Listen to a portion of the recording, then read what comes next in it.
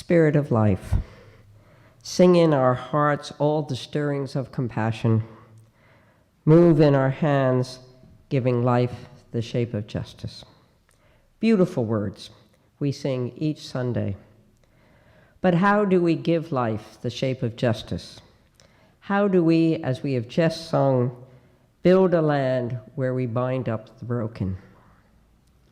Perhaps just one step at a time, beginning with raising our own awareness of social injustice, the inequality between those who have food, clothing, housing, and income, and those who don't, between those whose stories are honored and others whose stories have been silenced or ignored because of race, skin color, class, ethnicity, gender, and so many other ways folks may be othered.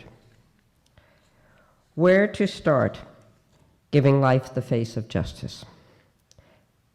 By opening our eyes, our ears, and our hearts. For example, I remember one Sunday hearing that Jay Miyazaki carries in his pocket a spare bus ticket, ready to give someone in need whom he might meet on the street. And on another Sunday, I remember John Oldham telling us of meeting a homeless person on the BART with whom he might not have had anything in common until he discovered they both loved baseball. I'm sure the ensuing conversation meant a great deal to that man, but what I remember is how it lifted up John's life so that from then on he viewed those who were homeless differently. We don't have to be experts to help others. Sometimes we just need to listen. Each of us remembers a time when suddenly the lenses through which we were looking and listening and viewing life were very different from the ones worn by those less fortunate.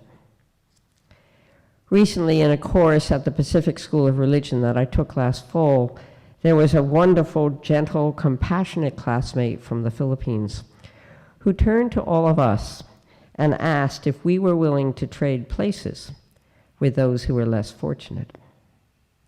This made social justice real.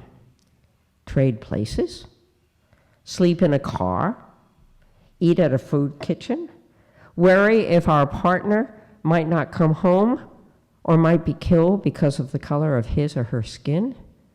Trade places? Might trading places have us embrace the truth that we are all involved with each other, all one? Isn't this what love is about?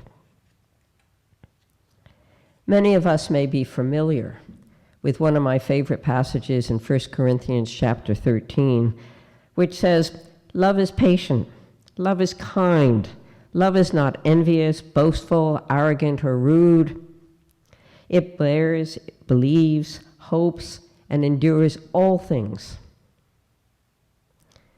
But do we remember the first verse of chapter 13 in 1 Corinthians, where it says, "If I speak with the tongue of men and angels and have not love, then I have become only a noisy gong or a clanging cymbal." Is this another way of calling us to walk our talk? So now, as I was thinking about what I might say to you this morning, rather than intellectualizing anymore about social justice, what I'm hearing is, Elizabeth, just listen. Listen with your heart, reach out with your hands, and walk the talk. Now, many at Northbrae already are doing this.